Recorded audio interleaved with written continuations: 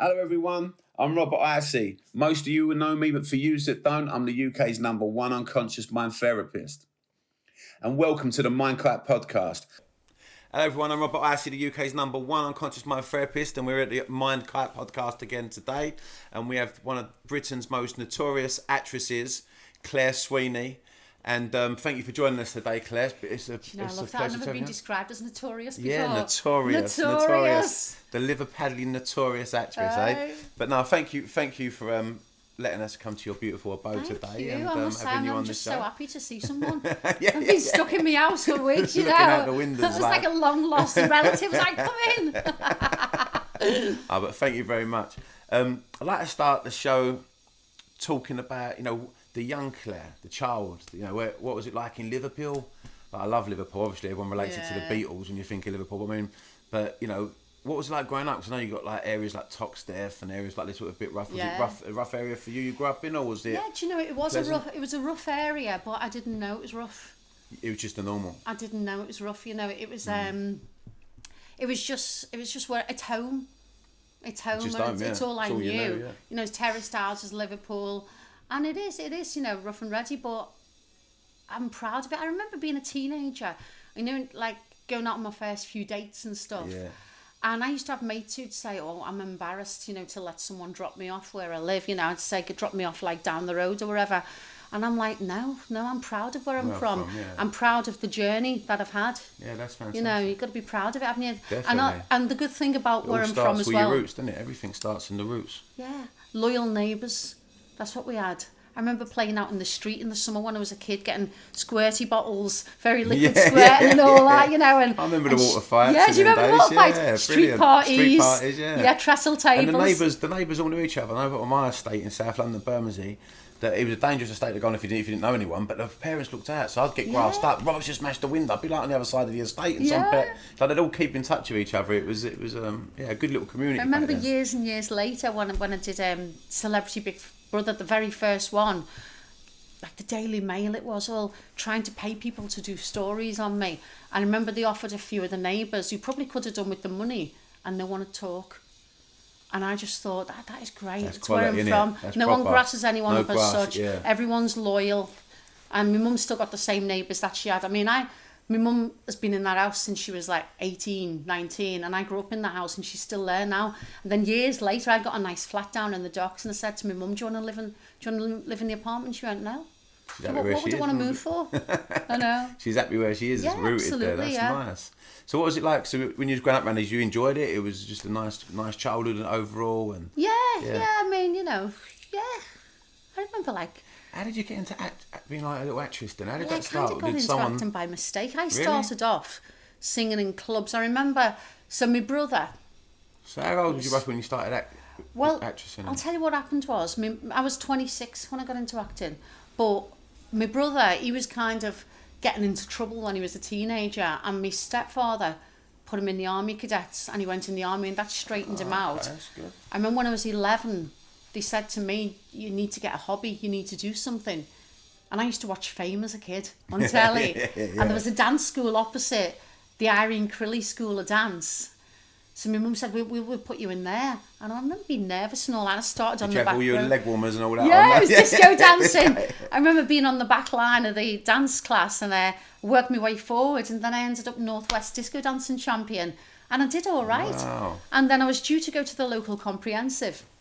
And I was never very academic, I had like problems. They call it numerically dyslexic now, but at the time I was just thick. I didn't know.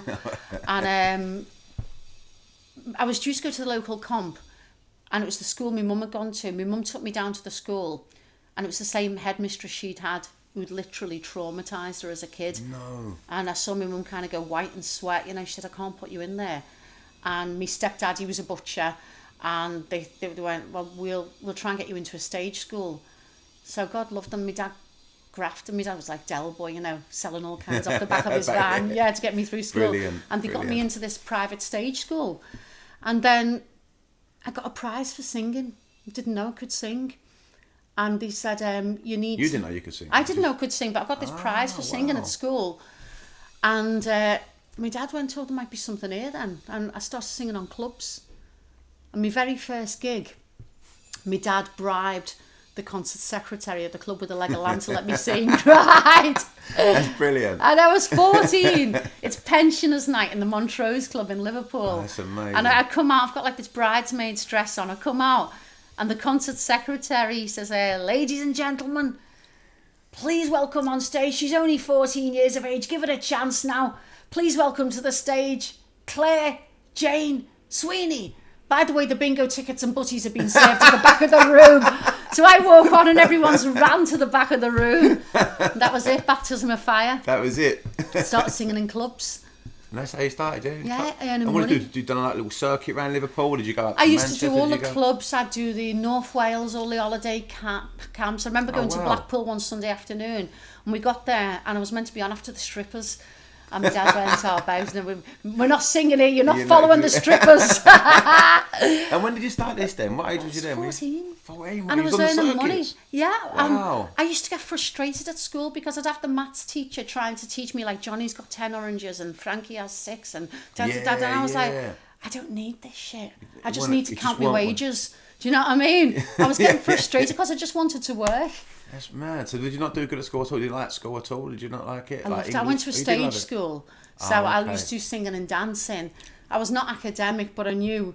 You knew your passion. You knew where you. I knew I was going to earn money, and I remember working in my dad's butcher shop at 14, like, you know, the bloody axe, taking the animals apart and all that blood up and I worked all summer and got really crap money. Went and did 2 gigs in Liverpool and got the same money for the 2 gigs of the summer in my dad's butchers, and I thought, I know what I'm doing. The life for me. And you love singing, obviously. Yeah, I loved it.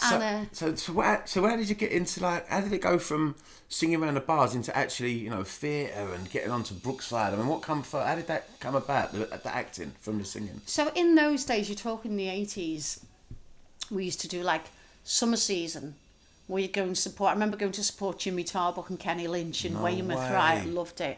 Jimmy Tarbuck, Tarbuck, Kenny Lynch, and Lord Charles. Remember the No, Neville King it was, the other one. Yeah. Okay. So I remember doing, going to do all that, and then I'd do like panto. And in those days, pantos used to go on through till Easter. So you just do your summer season, your panto, your Easter, and I did all that.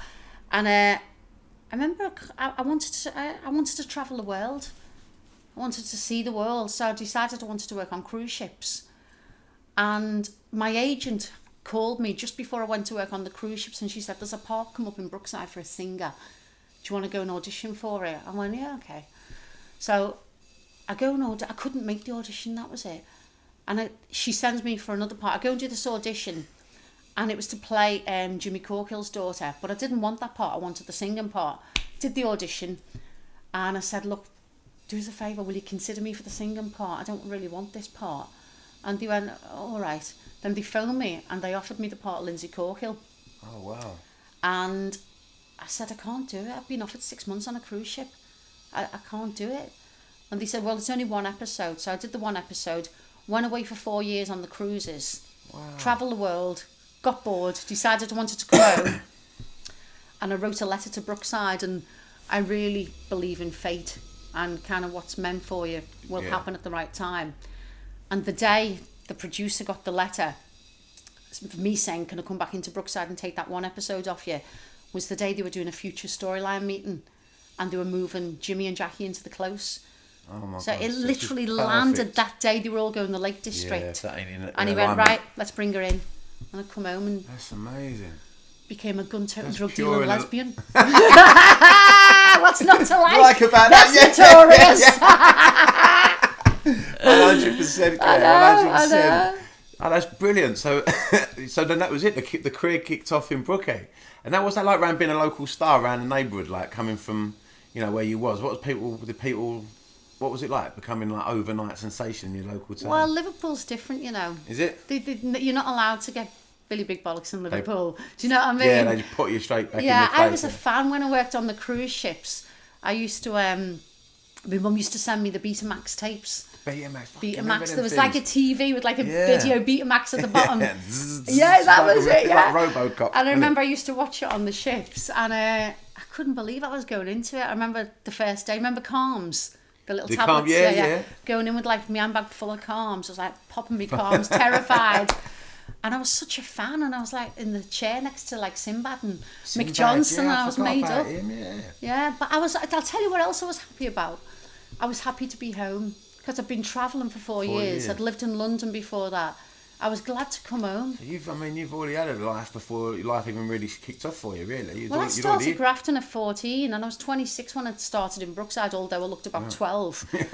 And so I'd done, good 10 years. And then what was it after Brookside for you? Why did you come out of that? What happened now? So I went to an awards ceremony, and I was sat on the next table next to this bloke, and he was dead nice, chat. And at the end of the night, the camera comes on him, and he gets like this Lifetime Achievement Award, and I thought, who's my mate? Didn't know it was, and it was Richard Curtis. Wow. And we kind of hit it off, him and his missus, they were lovely. And then ages after, he contacted Brookside. He said, I met Claire at these awards. We're doing a thing called Celebrity Big Brother for comic relief. Mel B was meant to be doing it. She's dropped out. Would Claire like to do it? Oh, why? And Phil Redmond, the boss, said no. And I went, come on, it's charity and I've got no EPs. Let's do something. He said, well, see, you get kicked out first. I said, I won't. Anthea Turner and Vanessa Feltz are in. I'll be all right. I'll just stay under the radar. Yeah, just keep my mouth shut for a few days. And it was different then. No one got paid for it. Oh, there was no ice dance and no jungle, nothing like that. It was like uncharted territory. Wow. And my career just propelled on the back of that. People must have got to know the real you, eh? And that's what they liked it. Wow. So then, did you enjoy your time in Big Brother? Was it an experience? It was all right. It's quite nice. I just broke up with someone, so it was nice to switch my phone off for 2 weeks. Do you know what I mean? Yeah, just get your nut down. Yeah, it was lovely. A few people said it's a bit harder than what you're thinking there. It was easy. Really? Bearing in mind, it was the very first one, so it wasn't as manipulative. Gotcha. There was no. It's quite aggressive now, isn't it? They do throw the spanners in the works. The only thing I found hard was the total intrusion into privacy. Like my dad had not long come out of jail when I'd done that. I remember my mum being worrying that they're going to start digging and my mum says to me, she said, it's all right for you living in London with your fancy life. She said, I've still got to go to the corner shop in Walton and everyone knows my business. And that was hard, the intrusion of privacy, but you've got to kind of accept the highs and lows, haven't you? Yeah, it's part of the industry, isn't it? It's part of the industry, I suppose. Yeah. So when you come out of there, what was the next thing? I mean, you've worked with some fantastic people. I mean, as I said to you earlier, when I remember walking around London and all you see was you. You was on everywhere you went, every billboard. You go on the tube, there was Claire Sweeney in Chicago. I mean, what was that like to just be blown up like just across the whole of the city? I mean, you was everywhere you went. I'll tell you couldn't turn anywhere. That. I did start getting a bit made up with myself, and as usual. Do you remember the first time you see yourself on a billboard like that? I'll never forget. I was driving into London and it was there, and a massive one on the M4, and I remember Pimlico Tube here. Amazing. I was like going down the escalator to go to work, and the poster. It was either side, everywhere. Either side, and it's me sat with my legs open in fishnets, like giving it sexy, right? And I remember I got to the bottom, and someone had blacked my teeth out and put chewing gum on my Mary. And I was like, oh, there we go. Back down to work with a bang.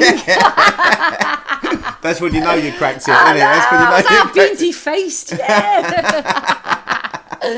I remember it because it was like every other one, wasn't it? It'd have Chicago, St. else, all the way down the escalators. I remember that. Like yesterday. Yeah. But so that must have been a good buzz for you. It was. I remember it was a fantastic time. There was Chicago and the face of Marks and Spencer's. Do you remember the first night when you come out onto the stage of Chicago, like the opening night? Yeah, I loved it. It was bearing in mind, nervous or anything? I'd sang on the clubs with like Nelly and Jack on the organ and drums behind me, people smoking, ignoring me, singing all that jazz, and to suddenly come out in the West End, I was like, oh. And what was it? What was the theatre it was in? It was the Adelphi. The Adelphi Theatre. It was a dream come true, yeah. Amazing. I loved it, and I really, really appreciated it, Yeah. But the only problem was, and it's not a problem, it's a nice problem to have. I was doing so much other stuff at the time. I was filming. I took over Davine and McCall. Remember that show, Don't Try This at Home? Yes, I do remember that. Doing that, doing my album, doing loads of other work that I couldn't fully appreciate the job. And I said, if ever I get into the West End again, I'm going to clear the decks and just... So it was like a bit of a whirlwind then for you? Yeah, just enjoy the moment, And I was still finishing off Brookside because I hadn't left Brookside properly, so I was going back and doing bits in Brookside at the time as well. Cutting it up. Bloody hell. So, now you can't get away with this one. After that, you worked with the legend Patrick Swayze. Tell us about this. How was this? So I was doing a amazing. show called 60 Minute Makeover. Yes, I remember that. Yeah, of course. And we used to have to do a house up in 60 minutes, and I was getting bored of it. I'd done it for like 3 years. It was doing well, and I was like, I'd run out of things to say about red paint. I was like, a visual just didn't excite me anymore. I'm bored now, you know what I mean? I want to sing and dance. And I got approached to audition for Guys and Dolls, which was the big show in the West End at the time. And in it was Ewan McGregor and Jane Krakowski. And they were doing a cast change. And I auditioned for it. And I didn't get it. Oh, yeah? And normally, if something doesn't go my way in life, I just wipe my mouth and move on and go, okay, not meant to be. And it really upset me. And I remember doing the audition, I had to do this song with a handkerchief, and I couldn't throw the hanky away. I stuck it in a cupboard, and I thought, that's really weird. That was like a psychological thing. I put the script and the hanky in a cupboard, closed the door. Right. And 6 months later, they got in touch with me and said, we'd like you to do it now, but with Patrick Swayze.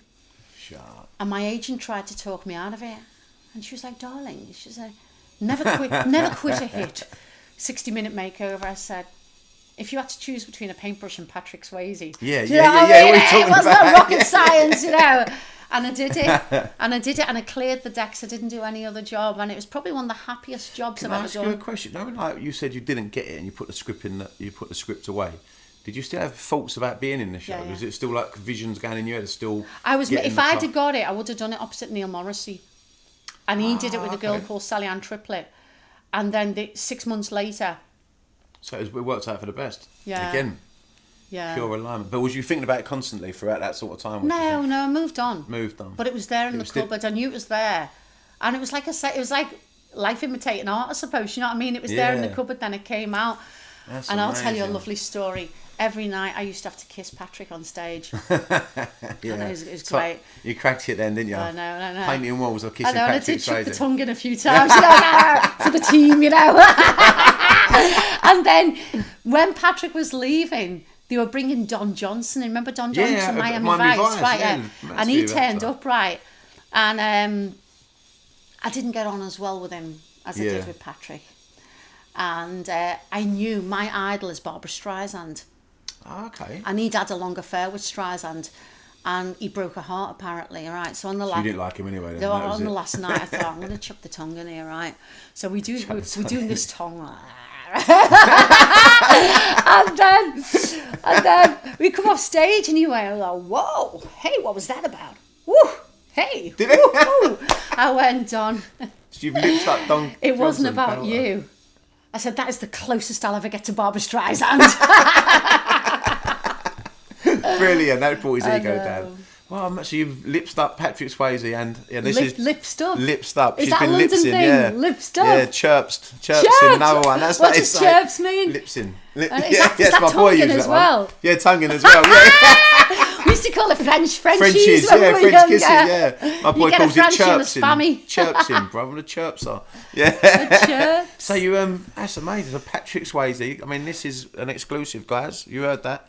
Claire Sweeney's chirped up two legends. Chirps, I know, yeah. So tell us a bit about Patrick. I mean, God rest his soul now, the poor fella. But, you know, we was talking earlier about it. Like my favourite movie was exactly the same as yours. It wasn't like Dirty Dancing was a classic. I was obviously, not into Dirty Dancing, but it was definitely Roadhouse for me. Roadhouse, yeah, where he was the bouncer, and then Point Break. Point Break, yeah, with the surf. He was a lovely man. And who else was in that? That was Keanu Reeves, wasn't it? Keanu Reeves, and yeah. the Chili Peppers are in that as well. Red Hot Chili Peppers, yeah. Yeah, that was a must. I want to watch that again. I ain't seen that for many years.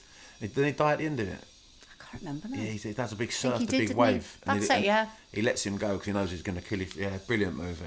Yeah. So, Patrick Swayze, man, what was he like when you first met him? I mean, what was he like as a person?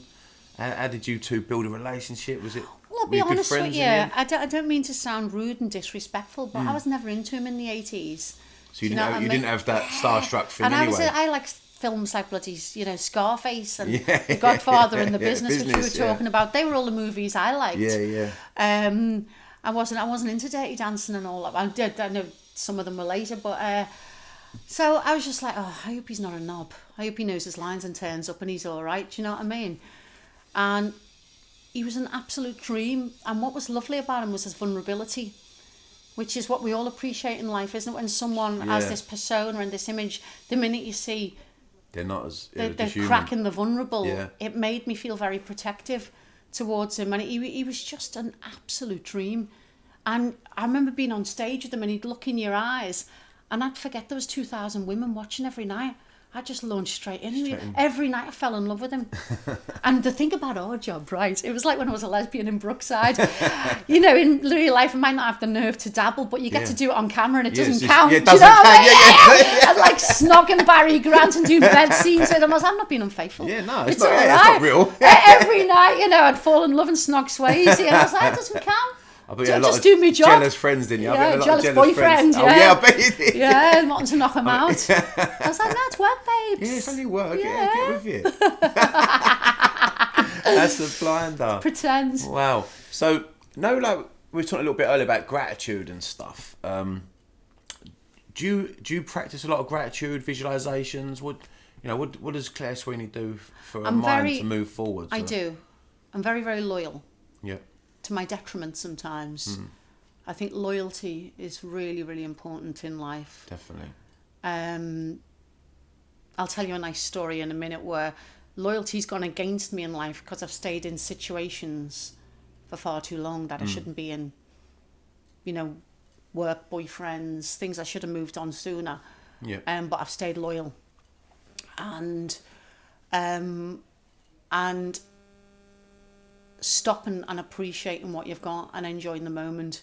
I've always tried to do that. When I was younger, you know, life was so fast and you didn't, and I was always chasing and looking for the next thing. And I remember like getting offered an album deal. I remember phoning my mate in Liverpool, and I was sitting there and saying, they want me to record crap songs, and you know, I loved like Nelson Riddle and big band stuff and jazz stuff, and you know, I love proper stuff, and they wanted me to record crap. Right. And my mate just said, look, just do the album and enjoy it, and you've got something to keep then. And I recorded it at Abbey Road with a 60-piece orchestra. And I remember somebody said, you know, do you need anything? I went, I want a Jack Daniels and Diet Coke. And I sat in the studio, it's probably a bit on PC now, innit? I sat there with a large Jack and Diet Coke, listening to the 60-piece orchestra, sang, and it turned out a lovely album, and I'm proud of it now. You know, it was glad you've done it. Yeah, I'm made up with it. That's amazing, Claire. I could listen to this all day. So what's the next for you? What have you got coming up next? What's the vision for your future? Because I know now you've got a lovely son. I've got a 6-year-old son, and I've had all these. I'm very blessed with my career. I've achieved a lot of my dreams, and done loads of lovely things. And I love Willie Russell, the writer. Yeah. And I did Educating Rita, his show, a few years back. And the dream was always Shirley Valentine, which is a one-woman show. And it's on stage on your own for 2 hours. It's like having to learn a novel, you know. Wow. And, you know, sometimes the dream and the visualisation is a lot nicer than the reality. Yeah. I finally get offered it, right? What? And I'm like, yes! We've done one with Tamar the other day, and he was saying the same thing. You went, you've got to be careful how you visualise. Be careful what you wish for. Be careful what you wish for. Because he said, how you visualise. I used to visualise having $5 million in my bank. And he said, when I first had $5 million in my bank, he said, I got it in my bank, but it weren't mine. It was the money for I think it might have been the business or something. Like it was the old funding. He said, so you have got to be careful exactly how, you know, into detail of what you exactly want. True. You know? So do you do a lot of visualizations? So I got offered this show, and I started trying to learn it 6 months before. It was last August I started learning it. I was doing it in March this year. Wow. And I couldn't learn it. And it's the first time I've ever contemplated doing a runner or pretending to be sick, right? I was hoping I'd get hit by a bus. That's terrible, isn't it, right? And Jackson, I was really hard work. And I remember Jackson saying to me, well, why are you doing this, Mum? You know, I was trying to learn. It's not making you happy, yeah. It wasn't making me happy. I was traumatised trying to learn it. Like 50 pages of dialogue. Nice. Never thought I'd do it. And then eventually it just fell into place. And I did the show. And I remember on stage, I had to make egg and chips during the first half hour of the show. I've never made egg and chips in my life, right? And I had to peel a potato, chop it up, fry an egg, do the potato, do the chips on stage while I'm talking, right? I get onto the opening night, I think I know it. And I said, give me a really, really sharp knife because I just want to slide through this potato, right? So I'm on stage and I'm talking to the audience, chopping the potato, bang, shoo, straight through the hands, right? No. It's like a massacre, right? And I look down and I can see the bone in my hand. Oh, my God. I was like, right, if I carry on talking... But I lost the fear of forgetting the lines because I was more worried about this. So I went into auto mode because I did know it. It was there in me. And I get a tea cloth and I wrap it around my hand. The tea cloth starts turning red. I'm like, shit. So I carry on. Then it just got so bad. There was like blood everywhere.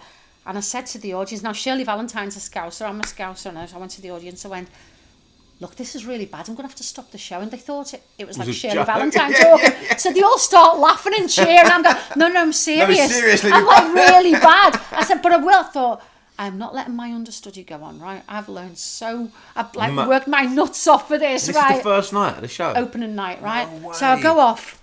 I get like plastered up and all that. They put a bandage on me and I carry on. The audience like, way, carry on to the end of the show. There was a nurse in the audience. She comes back and sees me. Need to get to hospital straight away. Got my answer. I've still got no feeling in my hand. So that was Shirley Valentine. I did it, right? And then the week after I finished, we went into lockdown. So I thought, if I'm going to finish on a show and not work for ages, it was the dream one. That's amazing. That must have been a lot of pressure on you as well, mustn't it? Like just one person. Yeah, it was terrifying. But once I knew it, it was brilliant. You did it again? It was, in a heartbeat. That's amazing. In a heartbeat. It was terrifyingly. Have you ever had something that is so scary? It's fabulous. Like, once you it was the scariest thing I've ever done, and I thrived on it. That's amazing. Yeah. So what would you do next? What you got in mind for yourself next? Because you say now you like to enjoy things a bit more. You like to... God knows. I mean, lockdown has really been good for me with my son because I'm a workaholic. I've grafted. I mean, I went and did panto when he was 6 weeks old.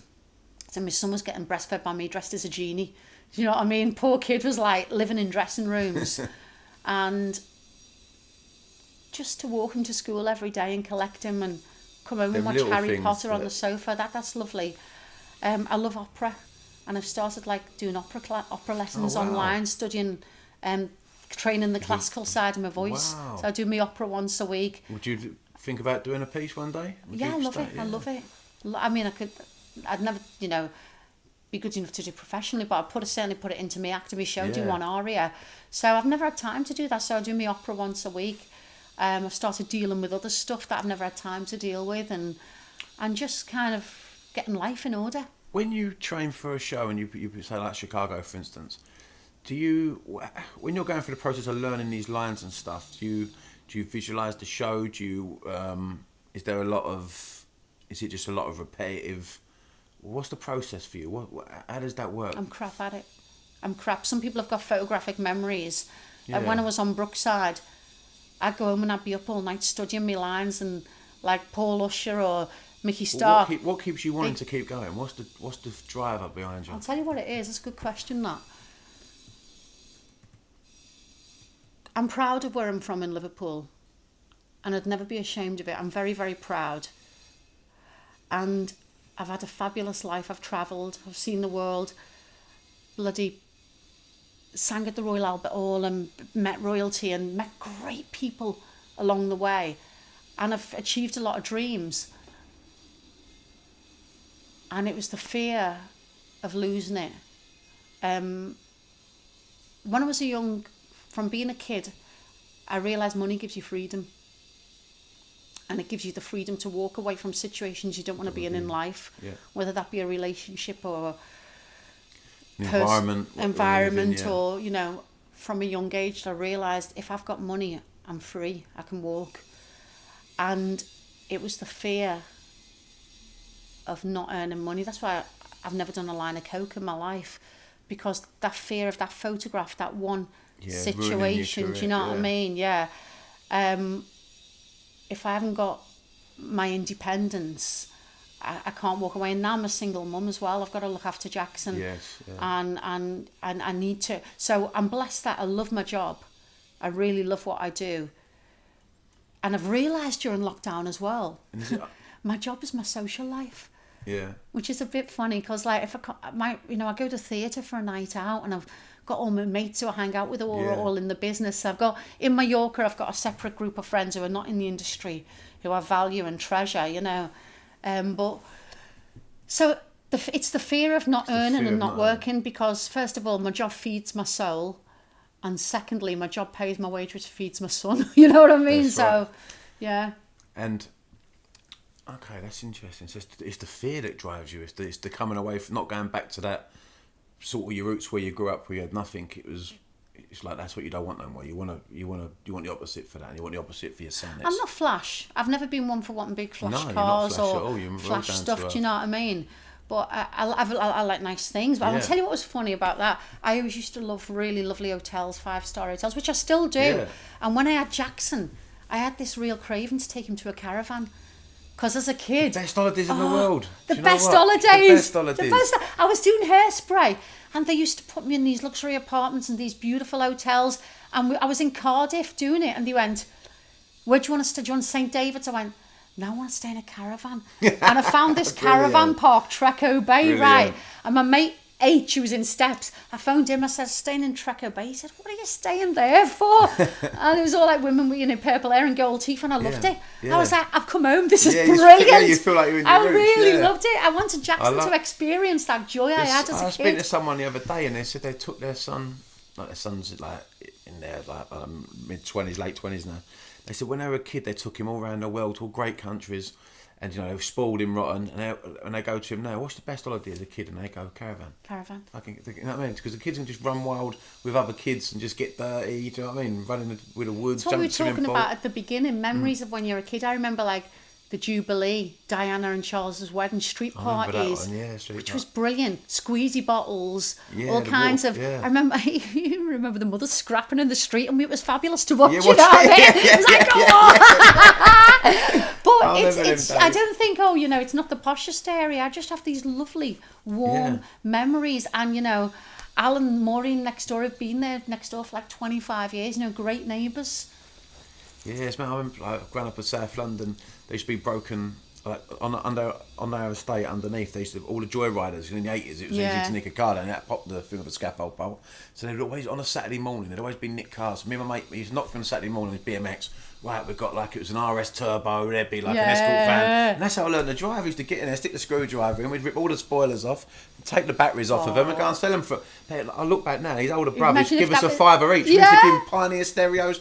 And look back, he used to do us like a kit. They probably earned like $3 a week out of us back in the day. I wasn't that good. I don't know if you had it down here. We used to have the Alpine man, and he'd come round with a lorry full of Alpine lemonade, cream soda. Oh, we had that. Yeah, what we called it. It was called a. I remember, we used to have him come around and the toffee apple man. Yeah. The toffee. I remember me. Soda stream. Yeah, well, ours was the Alpine man. I remember my brother making me nick a crate of Alpine. Right, I must have been 7, right, and I nicked this crate of Alpine I remember walking down the road and it was so heavy.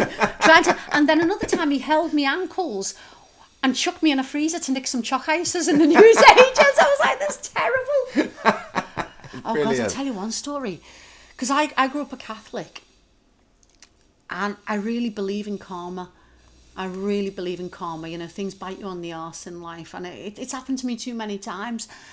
And I remember a mate of mine convincing me. Did you have the Quick Save up here at the supermarket? The Quickie? Yeah, Quickie, I remember them. Yeah, so the Quickie. We go into the Quickie. It's a really hot, sunny afternoon in August. And there was a packet of Bandits. Chocolate bars, right? Yeah. And my mate went to me, nick a Bandit.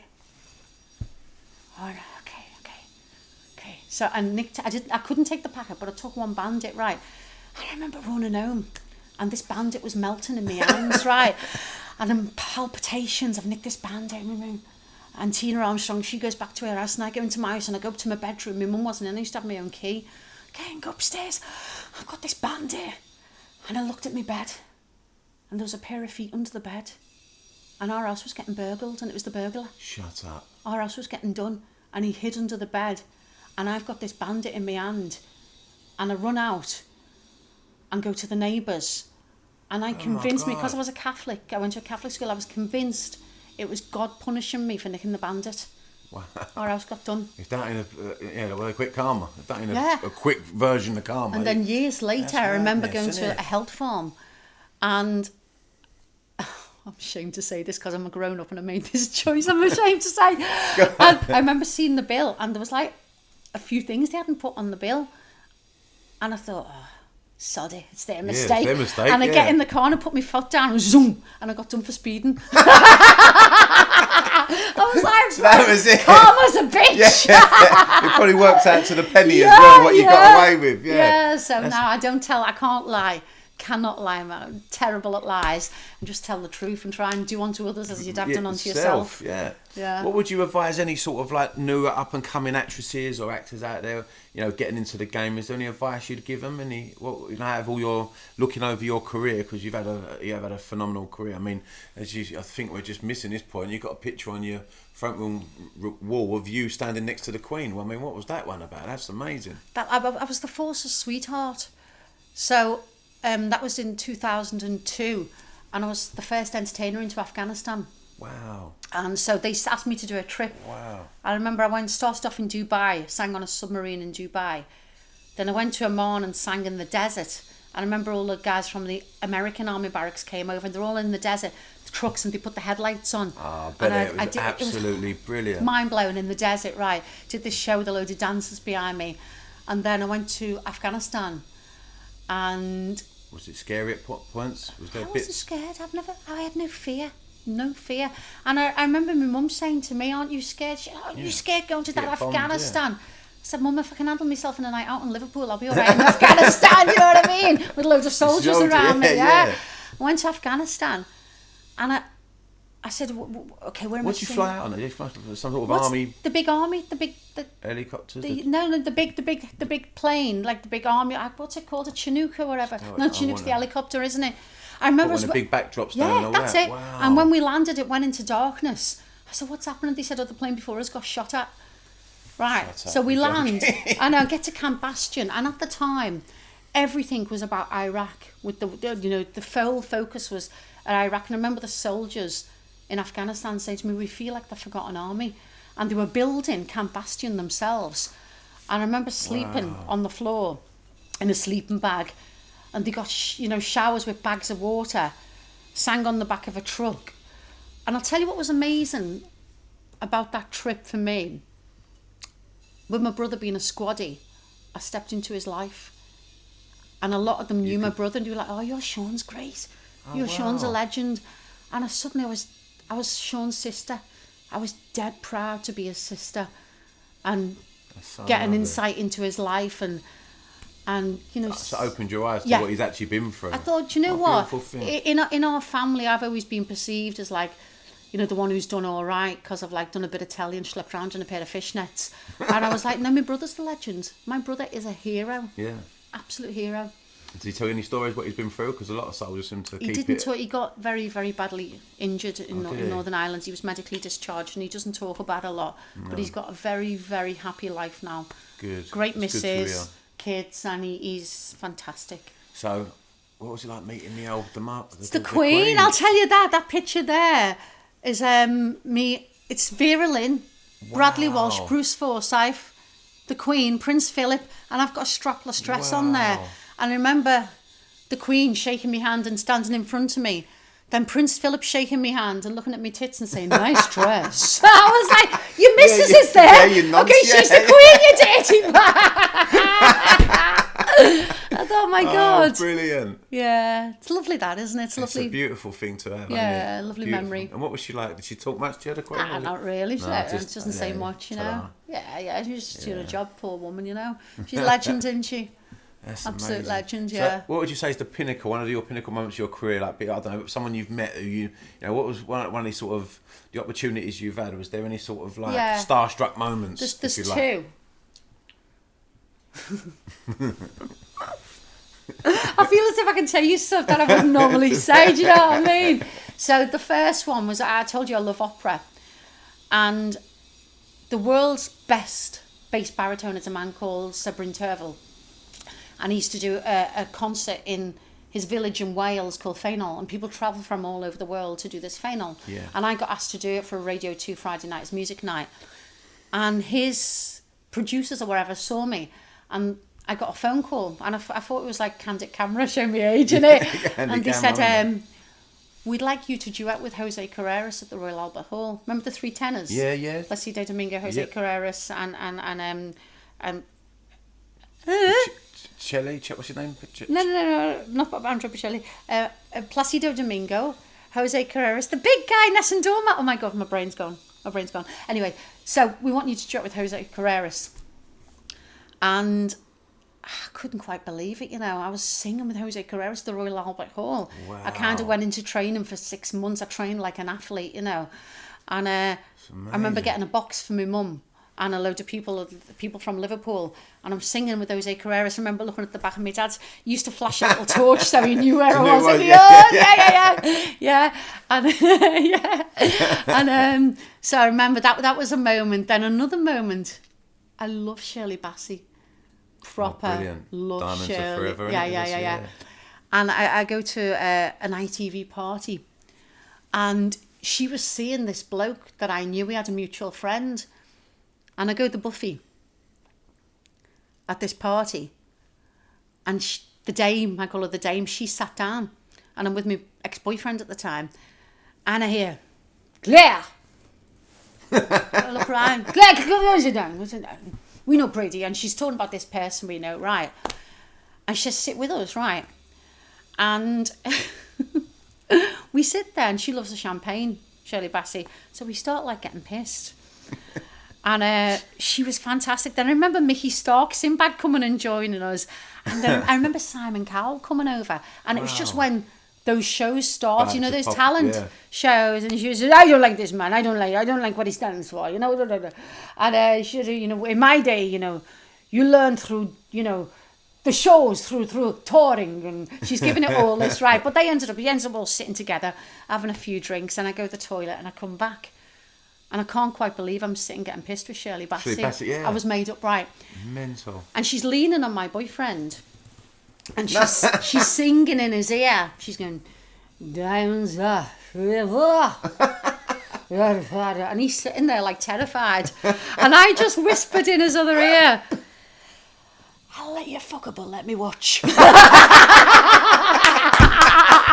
He choked on his thing. Come on, the Dane, you can have her. You can have that one. That's the past. Let me watch though.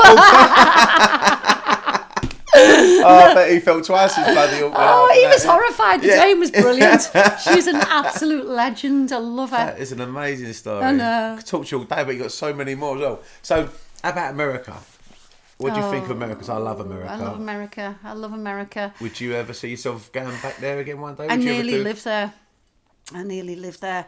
I rehearsed for a show called Fosse in New York, and I spent time in New York doing Fosse, rehearsing that. And that was great because I was with a woman called Anne Ranking. I don't know if you'll get many theatre people listening to this, but she's like a god in theatre, and I worked with her team and her. Anne Ranking. Okay. And she was like Bob Fosse's mistress and muse. So that was wonderful. I love New York.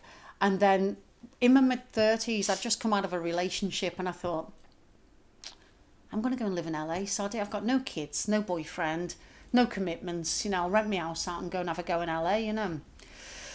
So I managed to bag myself a travel piece. And within this travel piece, they put me in the Beverly Wilshire Hotel. Oh, wow. They gave me a little If anyone's listening, I don't know if you've seen Pretty Woman. That's the hotel in Pretty Woman at the top of Rodeo Drive. It is stunning. Where she sits in the lift. lift. Opens her legs up. Yeah, it's brilliant. Yeah. And they give me a mini convertible and flew me out business class. It was like, quality. What's not to like, you know? Yeah. And I set up a meeting with this agent called John Ferreter.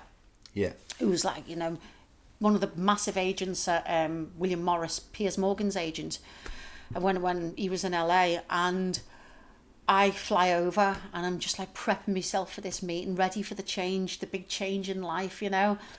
And the morning of the meeting, I get a phone call from his PA, and Mr. Ferreter can't see you today. I was like, what? No. I said, it doesn't work like that. I said, I've come from London. He's got to see me. I've travelled over specially for this meeting. And she went, well, he's busy. He's tied up with the they were merging with Endeavour. He's tied up with the deal, so he can't see you. And I was like, no, wait a minute. Does he know I've travelled from?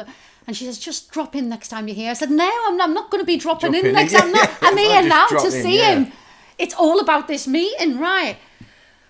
So that was it. The phone goes down. I was like, no. And I'm like a dog with a bone when I want something, you know. It's got to happen. So I thought, right, whenever I get stressed, I like to see water. I always head towards water. I thought, I'll get in my car, take the roof down and drive to Santa Monica, right? I'll do that. Beautiful, and I'll sit on the beach and sort myself out. It will not happen, right? So as I'm waiting there for the outside the Beverly Wiltshire, Piers Morgan walks up. And he says to me, he says, oh, Claire, you all right? I said, yeah. I says, well, I'm not really, no. I says, your agent, I'm here to see your agent. I said, and he's just blown me out. He went, no. I said, yeah, he's blown me out. I've travelled here. I've come specially for the meeting. He went, oh, just hang on. So he puts a phone call in. And he'd been talking about me. There was a funny story with Bill Clinton where I met Bill Clinton. Yeah. He'd been telling John the Clinton story the night before. And he went, remember the girl I was telling you about, the Bill Clinton story? I'm with her now. She's flown over to see you. And he went, right, you're on. And he's made the meeting happen. I go to the meeting. And he was amazing, this guy. He said to me, I'm going to turn Piers into the biggest chat show host in LA, in New York, wow, at the time, in America. And he did. He got the Tonight Show, whatever, didn't he? He went, and are you prepared to commit and move over? I went, yeah, I'd already sorted an apartment. Fantastic meeting. Flying home, he's messaging me, he's emailing me, it's all happening. I come home, radio silence. And there's a saying, there's no such thing as a bad meeting in America, right? Everyone blows smoke up your arse, then you walk out and it's like nothing, right? I was like, is that it? I couldn't believe it. So I'm messaging. Radio silence, right? Wow. It turns out, now I think he'd had a serious blood clot and he was on a life support machine and I didn't know. Wow. And he was in intensive care on this life support machine. And the poor guy, he got really, really ill. And William Morris and Endeavour were merging at the time. And during that merger, and he was in hospital, he got nudged out. Oh. And it didn't happen. And I come home. Wow. And from being a kid, when bad things happen, the only way I know to deal with things is just go, it's not meant to be. Just move forward. There's got to be a reason and there's got to be a bigger picture why this hasn't happened, and only time will tell me. I can't change it. I've just got to sit and wait and see the reason why. And then I got offered the Andrew Lloyd Webber One Woman Show, Tell Me on a Sunday. And him and Don Black wrote a new song for me, and I got to work with Don Black, who's a legend, and Lloyd Webber. And so that was kind of a massive compensation for not going to LA. And I also believe I was mid-30s. Within 6 years, I would have been 40. I don't think LA is a kind place for women to get older. Yeah. I think, they embrace youth. Everything's about youth and staying beautiful. And there's a lot of pressure out there. Yeah, it would have been, probably I've come home and I've got my boy and I'm happy and I've done Tell Me on a Sunday and life has a way of sorting itself out. So before we go, my lovely, what would you say about mental health? What do you think at the moment is going on in the world of mental health? Do you think, is there any advice you give people to get through this recession we're going to hear? And what would your sort of advice be? Because I know you keep talking about. I think it's hard to give advice because not everyone is in the same state of mind or financial security. I can't sit and spout off. When someone's struggling, a single mum, or someone's struggling to put food on the table for the kids, I can't sit and say stay positive. No. You know what I mean? It's more about just keep moving forward, I think, and you just got. My stomach's rumbling. Sorry if you can hear that. No. My stomach's going here. I don't think the mic's that good. I forgot I haven't had breakfast. I forgot. I think, for me, it's learning to appreciate the simple things in life, which is what I've done. Like, I was always fast before and chasing. I was always rushing somewhere, not necessarily chasing the next big job, because I'd chilled out about that. I was like, if something's meant to be, it'll be and it'll happen. But just walking down the road, and if my little boy goes, God, look at that daisy, or look at this, I'd stop. The little things. And we'd talk about it, and we'd spend quality time together and just appreciating. And like, this morning, walking past me dry cleaners. And I thought, I'm not going to walk past. I went in and said hello to the fella. He's sitting there. He's struggling with his business. And we had a nice little chat. Oh, that's nice. And it's just appreciating people and time and family and friends, connecting. Yeah, connecting. What advice would you give? In the moment, it'd be the same thing. Keep moving forwards. Even in the darkest times. And I always talk about visualizations, but I say anyone can visualize, anyone at home, struggling at the minute, anyone can visualize a brand new Mercedes-Benz if you've got £1 million in the bank. So, what makes people successful is when they visualise in times of struggle. When you ain't got a pot to piss in and you can still see yourself with a mower. So when you're going through these, these dark times, just like the world champions, they still visualise winning when they get knocked out. It's just what got Tyson Fury up. I also believe, you talk about visualisation. Visualisations, you've got to keep seeing yourself with goals. It maybe not just material, maybe it could be spiritually, whatever your vision is, whatever you want for your future, but you've got to have a direction. So let me ask you a question, right? Yeah, please. Love it. The number one unconscious therapist. That's it. Corona has done the opposite for me. I've always, from a young kid, I remember being in junior school and knowing I was going to do something different and I was different to the other kids. I was never the best. I never had the longest legs at stage school. I was never the best dancer. I've spent years faking doing the splits. Yeah. I spend my life waiting to get caught out, thinking someone's going to tap me on the shoulder and go, actually, no. And I've always dreamt big and things have been great. I've had a wonderful life. And what Corona has done is made me stop visualising, thinking ahead and actually coming into the moment. Look at what I've got now. Yep. Just sitting on the sofa watching Harry Potter with Jackson. I'm glad you said that, because this is where people get confused about. There's a very fine balance. The human mind loves to generalise information. We generalise the fuck out of everything. So you get a lot of these people that admit it. Mindfulness is the new word. It's very mindful. You've got to be in the here and now, be in the moment. But that's good. That's got its place. But then what happens to these people is, they're still in the park fucking 5 years from now with their josh sticks meditating, going, I've got no anxiety, but I'm in the here and now. But your life's not fucking changed. Yeah, so you're not moved on. It's nice. You've got to have the here and now. But it's so important that a lot of people have the here and now, or they have the past. They live in the past, these bad memories. But we need to visualise the future. How is your here and now going to be any good if you've not fucking created it? Yeah. But then when we get on that road of visualisation, like you said, sometimes it spirals out of control, and that's what you said earlier, Claire, be careful what you wish for. Before you know it, there's no here and now, because you're too moving forward too quickly. So, and you miss, and you can miss don't that. you? I mean, I always wanted when I was younger. God, only not that 10 years ago, 8 years ago, I was like, oh God, I want to go Rose Gold Daytona. I was like obsessed with getting this watch. This watch I'm wearing now. That's lovely. When it was my dream watch when I was younger. I remember seeing Gareth Southgate's missus wearing it, right? Yeah. We had a night out. I remember seeing that watch and thinking, one day when I get a few quid. I'm getting it. I remember Sinatra used to wear a Cartier tank, and I went, elegant. I want that watch, right? And then I got a few quid, and my mate was a pawnbroker. And I went to him, if ever you see this watch, I said, let me know. And what had happened was, this brass had been given it the night before in the Dorchester. Took it to the pawnbroker, and I got it for half price, right? I was like, yes! Really? Yeah. So I got the watch. And so once you've got it, you go, what's next? These stories you're only getting from Cockneys and Scousers, by the way. Yeah. Brilliant, I love it. I was sat on the sofa here with my boy. I got what I wanted, and the problem was it was material. It was like, what's next? Sat on this sofa here with my little boy, and he went to me, Mummy, what were you doing this time last year? And I went, I was probably working, travelling, doing something. I'd be working, and he went, I prefer this year. Isn't this year great?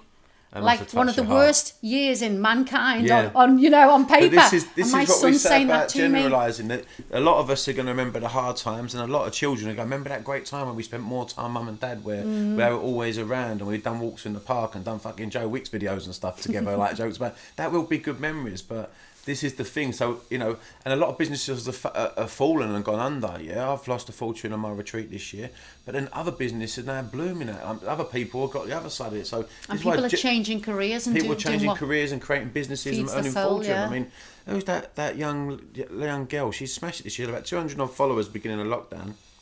She does workouts from her front room. You probably know her from Essex. I can't. Courtney Black. She's like 200 odd followers. But where she's doing these fitness videos in her front room, she's now got like 750,000 followers, and she's like, she's got her own app out. She's earned like a millionaire now. You know what I mean? She's earning well over £1 million a year. Do you know Mark Wright's done the same? Mark Wright done the same. Because I started doing. I love Gypsy King, right?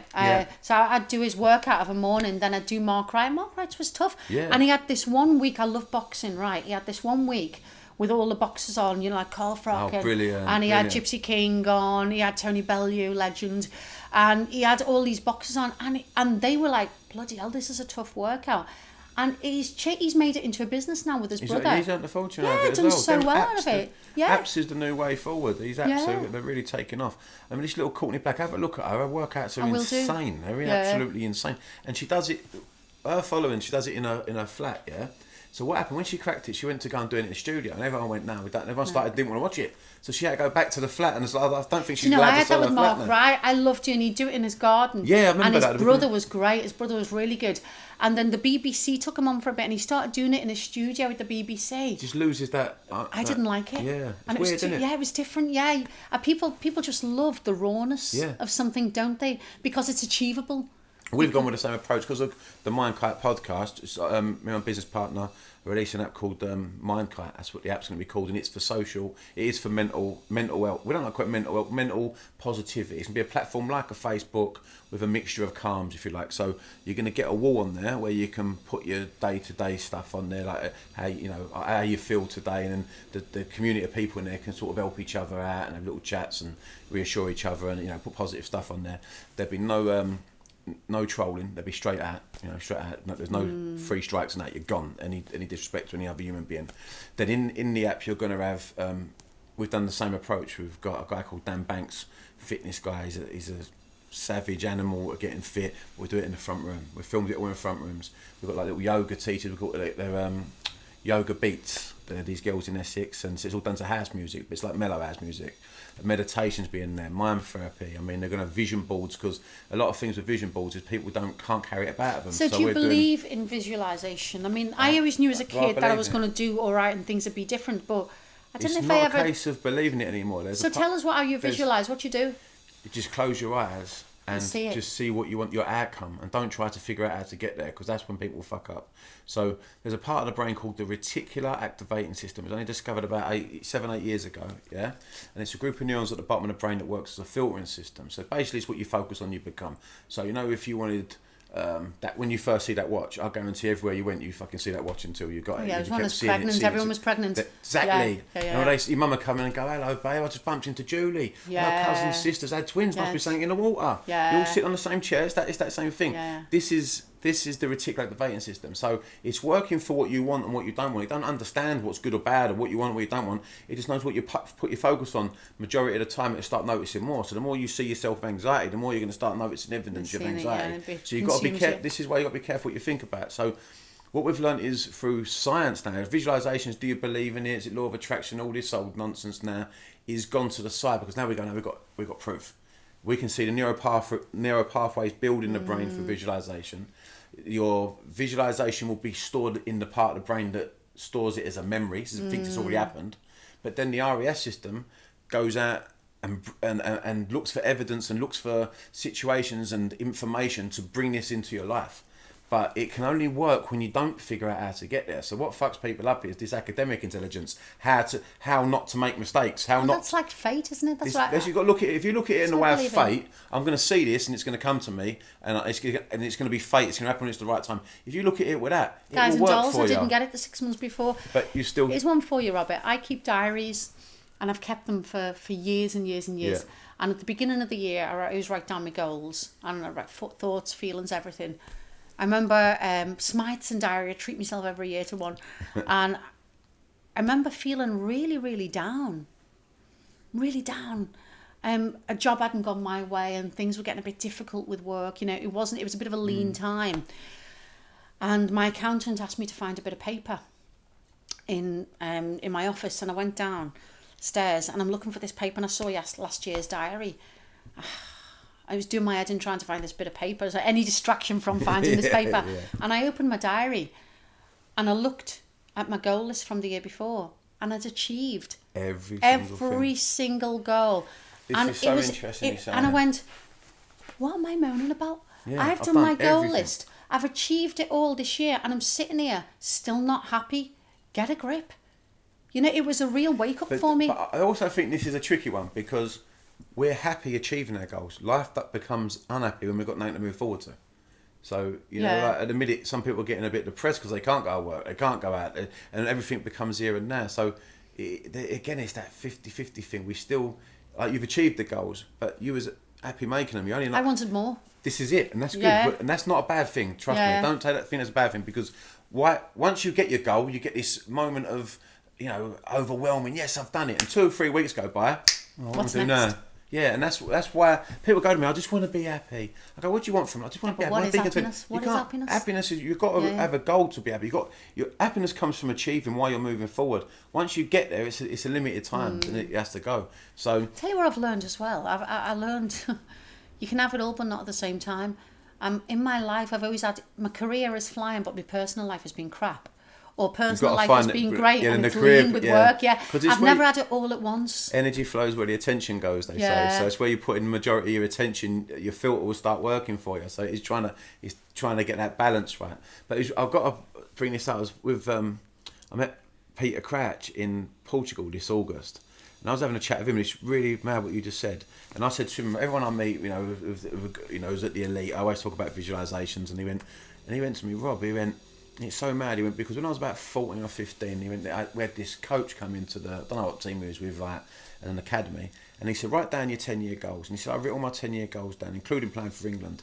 And he said, I never kept the paper. He said, but I remembered every single one. Every day in my head, I'd see myself playing for England, doing this, and he said, every single goal in that 10-year goal has come true, including playing for England. Including Abby Clancy. Well, it was on that television program every week. He's funny, isn't he? They went to him, what would you be doing if you won a Premiership? What would you be if you won a Premiership player? And he said, I'll be a virgin. Yeah! she's stunning.